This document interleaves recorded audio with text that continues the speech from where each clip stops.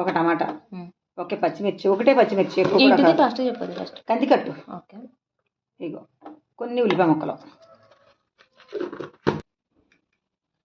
Salt, సరిపడా ఉప్పు, పసుపు,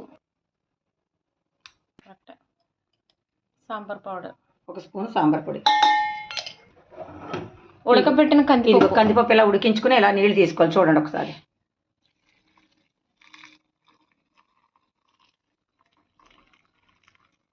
ఇది కందికట్టు అంటే ఏంటి ఏంటి అన్నాడు కదా సాయిబాబు, నీ కోసమే ఇది ప్రత్యేకించి చేస్తాను. ఇదిగో ఇది ఇలాగ అన్నీ వేసి అలా మరిగించాలి.